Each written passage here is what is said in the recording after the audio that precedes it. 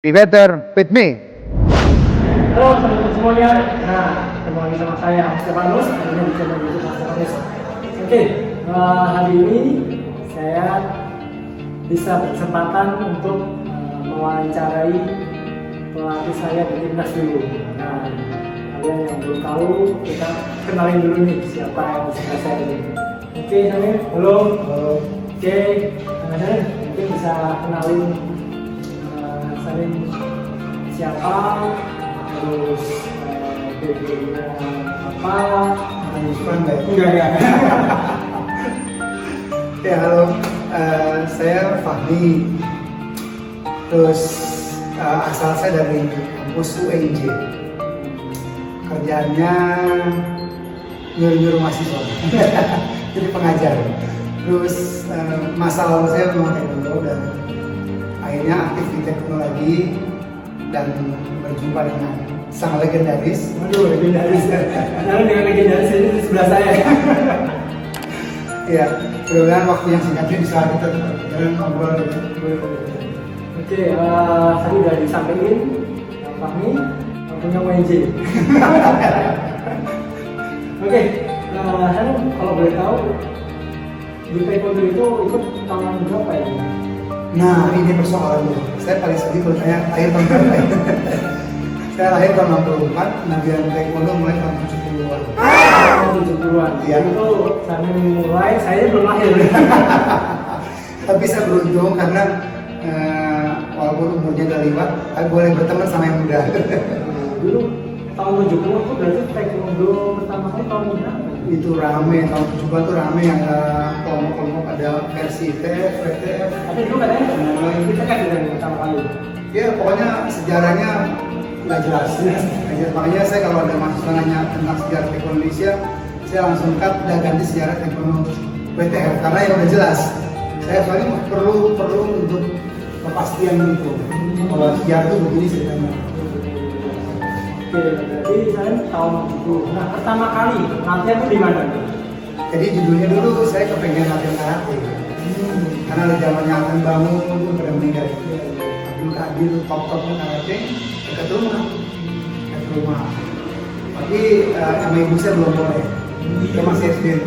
Nah, Tahun 70 SD. 70-an ke SD. Nah, terus akhirnya bukan 70 sekitar 76. Itu akhirnya taekwondo karate bubar. Nah, ada taekwondo di namanya Brandir. Jadi memang di situ bawahnya pada kebakaran, atasnya buat latihan. Oh, dari dulu. Nah, akhirnya saya senang banget. Lanjut lah. Itu di mana? Di DKI Jakarta. DKI Jakarta. Terus setelah itu pernah jadi atlet? Karir saya terbalik jadi dari atlet dulu dengan juga kompetisi. Saya beberapa kali main event ada junior, sempat terus main sampai ke jurnas junior, main ke jurnas main semua saya. Dan ngaco misalnya saya pernah dapat perunggu nasional berat saya 52 main kelas 64. Terus pernah main di kelas yang berbeda, medalinya berbeda, jadi saya nggak pernah benar karena di zaman itu saya posisinya bukan yang terbaik. Jadi ada Sabah Budi Setiawan, ada Sabah Tangkang Neng, ada RB, top semua. Saya kelas sisanya, jadi yang mereka main di mana, saya sisanya gitu. Terus dari situ saya berhenti, nggak lama, kenapa nggak naik 2 wasit sampai saya jadi wasit terbaik nasional. Terus waktu pon pertama tahun 85 di Daerah Semanggi itu nah, saya orang pertama yang bunyi. Wah, tuh wasit pertama. Iya. Orang pertama yang Bukan bunyi. mulai karena waktu saya paling kecil, umur saya 20 kan paling kecil. Terus tapi karena punya nggak tahu pikiran dewan dulu itu dia saya turun. Sempat juga mewasiti partai Lamting lawan Doset tuh. Sama-sama raksasa, saya tengah kecil sendiri gitu. Terus abis itu saya stop jadi pelatih. Jadi tahun berapa itu? Tahun berapa? PON 85 saya wasit, PON 89 saya coach DKI. Coach DKI.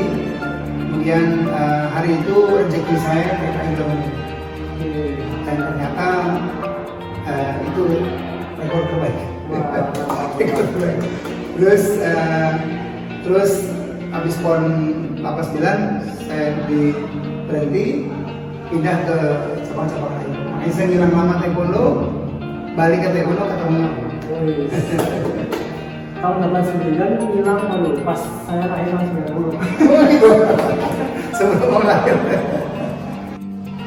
Oke, seru banget kan tadi pengalaman perjalanan karir dari Lampang ini dari awal mula dulu sampai akhirnya karir dari itu. Nah, kita lanjut lagi nih sesi berikutnya lagi. Sekarang ini Fahmi pegang WNJ. Nah, kok bisa sih pegang WNJ? Gimana ceritanya? Kita coba tanya lagi. Gimana dari awal mula sejarahnya? Sejarah panjang.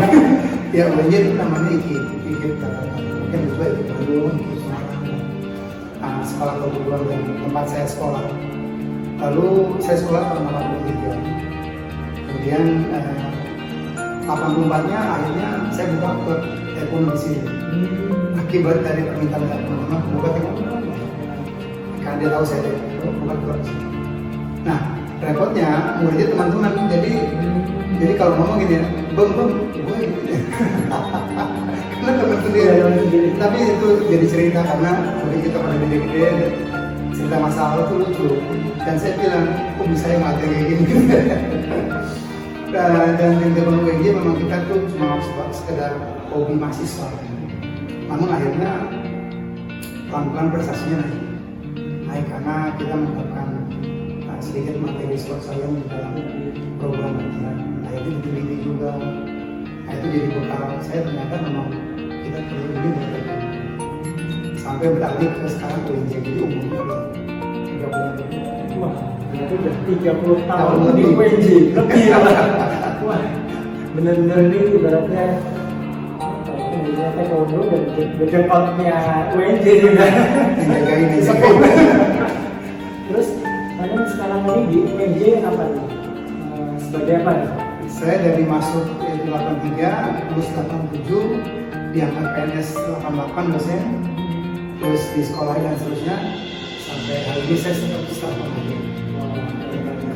Dia masih aktif di dunia taekwondo dan sekarang ini Fahmi ini sebagai ini ya yang paling langsung taekwondo di WNJ langsung ya karena dengan kita hadir terus memberikan partisipasi mereka semua juga walaupun kadang-kadang saya beri kesempatan mereka yang muncul saya juga. Nah ngomongin WNJ sendiri ini untuk atlet itu gimana nih? Istilahnya dia tinggal di sini terus untuk atlet buat taekwondo ini mereka dibekalinya apa aja? Apakah kemana gitu? Jadi dulu awalnya kita memang bikin atlet, bikin dari anak basket, anak bola, anak voli, coba-cobain buat yang mau ikut taekwondo ayo gitu. Nah, jadi kita saya juga sama ada kejuaraan silat main silat ya. Jadi kita saling isi. Nah tapi sekarang ini berubah. Karena yang datang ke dia itu adalah ada makan dan pelatnas. Sama yang udah jadi sekarang datang ke sini. Gitu. Jadi sebetulnya secara nama itu kita lebih kuat. Tapi problemnya karena bukan murid langsung dari awal, kita susah untuk megang mereka karena mereka sibuk latihan di luar. Nah, komitmennya sendiri mereka bisa tetap aktif gimana? Satu yang paling penting adalah komunikasi.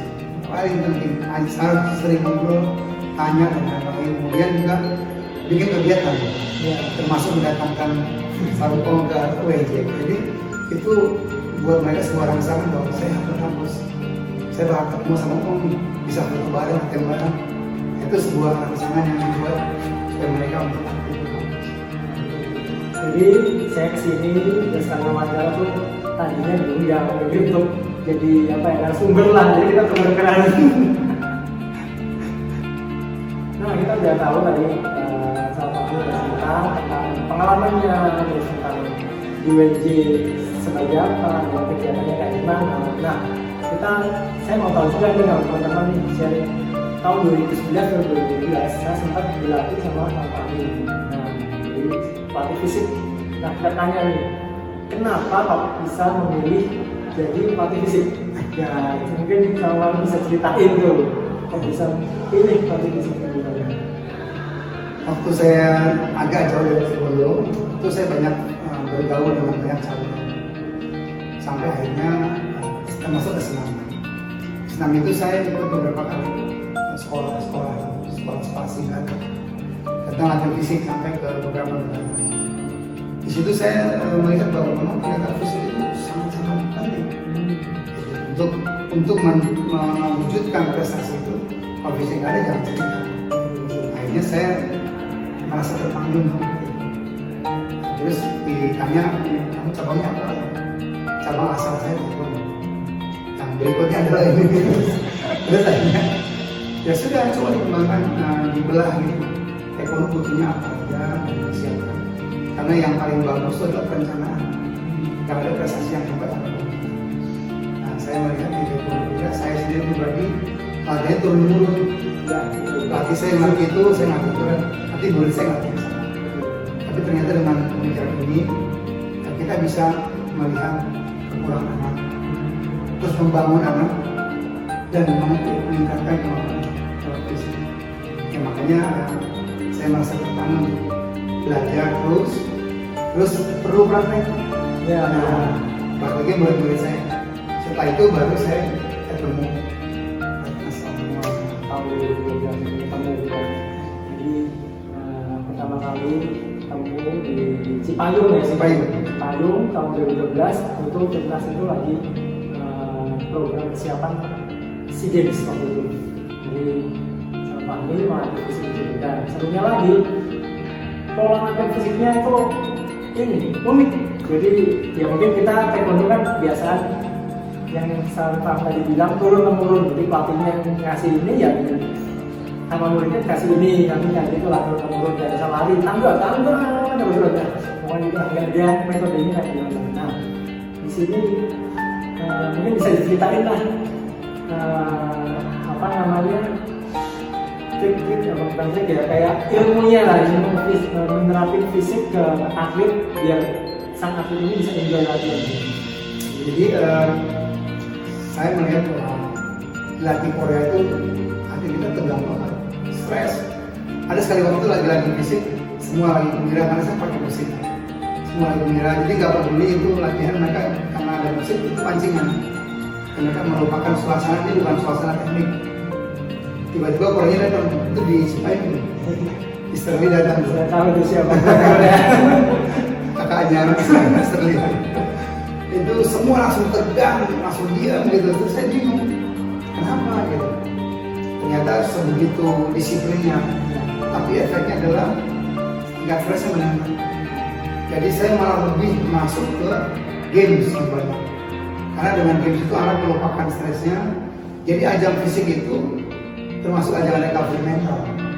Mulai mental mereka lepas semuanya, terus malah tanya gini, kadang-kadang telepon itu saya pasti nelfonnya, kalau besok datang, siap datang.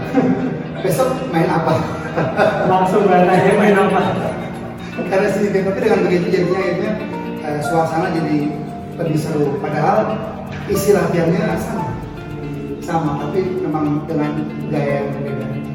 Betul. Nah, jadi uniknya itu, jadi dampak ini membuat kita itu happy, enjoy. Padahal kan kayaknya main-main aja tapi capek gitu loh.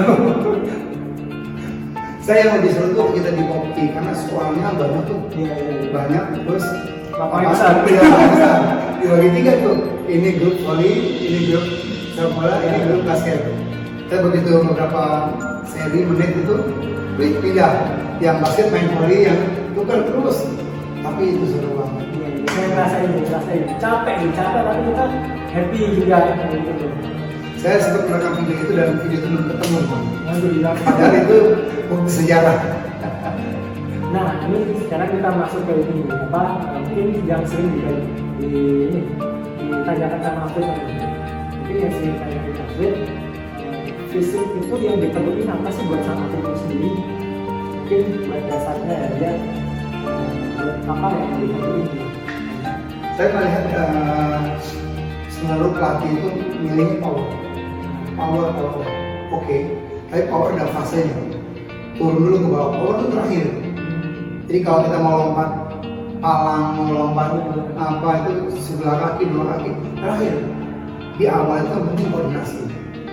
Koordinasi, kaki kiri kanan. Sekarang ada juga kan, ya, lengannya juga diaktifkan semua.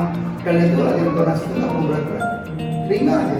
Latihan yang ringan itu membuat anak jadi lebih bisa berpikir. Tapi kalau berat, apalagi dibentak gitu, stresnya datang, malah nggak ada. Baru yang kedua, latihan strength. Injuran udah pasti latihan sama koordinasi bareng-bareng. Strength-nya, baru naikin kecepatannya, rencana seterusnya. Jadi power itu belakangan. Sama coordination sama Daya daya tahan. Boleh lah bertiga tuh, daya tahan, koordinasi sama strength bertiga bareng-bareng. Bareng, nanti baru nyambung ke kecepatan rencana. Jadi itu kalau tahapannya begitu dapatnya bagus. Tapi kalau kayak begitu muncul lah atlet berbakat cedera lebih awal stop. Cedera. Jadi kadang-kadang teman-teman ini teman sepantaran dulu kan kebanyakan cedera itu. Ya. Itu mungkin dari mungkin ya itu ya langsung loncat ke yang kebanyakan masuk ke power gitu ya, powernya berat gitu. Memang fisik itu menyenangkan, tapi hati-hati dalam pemberian takaran dan wah, selamat ya tadi bercerita tentang fisik buat atlet itu kayak gimana pentingnya sih gitu tadi sama kita cerita. Nah, buat teman-teman atlet maupun pelatih gitu kan, biar bisa inilah apa menambah wawasan. Jadi teknik itu penting, tapi harus didampingi dengan fisik, dan fisik itu pun harus ada tahapan-tahapannya gitu. Ada tahapan-tahapannya untuk ya itu membangun atlet yang bagus seperti itu. Nah, mungkin itu aja perbincangan kita kali ini. Mungkin kita nanti next kita akan ketemu lagi. Tapi hari ini cukup sekian, dan saya terima kasih banget Pak Mami udah bisa sharing-sharing di sini. Terus ya itu aja. Mungkin salam dari saya Om Stefanus dan saya ini. Oke, sampai ketemu di channel di. Oh no! Oke, cukup sekian perbincangan kita kali ini. Mungkin sampai ketemu di video selanjutnya lagi. Sampai jumpa, bye bye.